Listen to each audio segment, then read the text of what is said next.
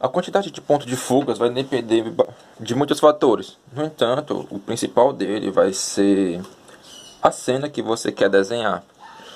Vamos pegar esse exemplo que eu fiz.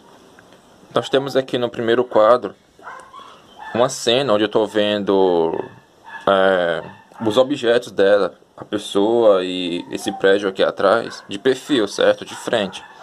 Nesse caso, vocês percebem que não existe nenhuma linha paralela que vai se encontrar em algum ponto. Elas estão bem paralelas, uma contra as outras. Ou seja, nesse caso, não vai existir nenhum ponto de fuga, porque o desenho está de perfil. Você também pode perceber que eu estou vendo só uma superfície de cada objeto, no caso da de frente. Ou poderia ser só de trás ou a de cima. Nesse segundo aqui, eu já mudei um pouco a perspectiva do desenho. Agora eu inclinei um pouco o meu ângulo de visão dele.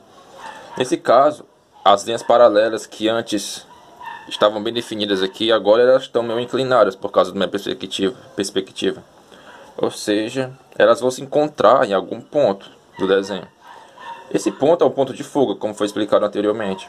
Então nesse caso aqui eu vou ter um ponto de fuga, quando eu quero dar essa impressão de uma perspectiva um pouco mais lateral. Aqui nesse desenho de baixo, eu tenho uma perspectiva bem mais diferente. Agora eu estou vendo duas superfícies, é como se eu estivesse vendo uma casa da quina dela, do encontro entre duas paredes, certo? Então percebam agora que as linhas paralelas agora que elas vão se encontrar em dois pontos.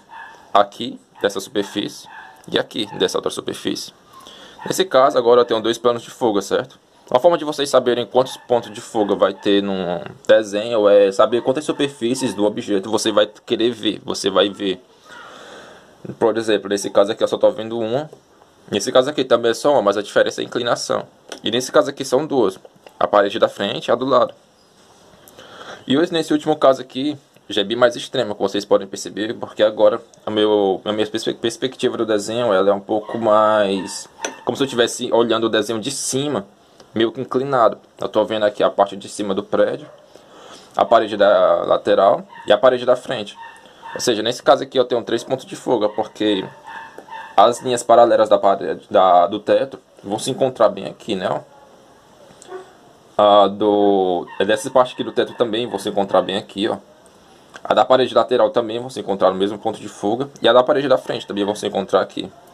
Então percebam que para saber a quantidade de pontos de fuga que seu desenho vai precisar, vai depender realmente como você quer desenhar a cena.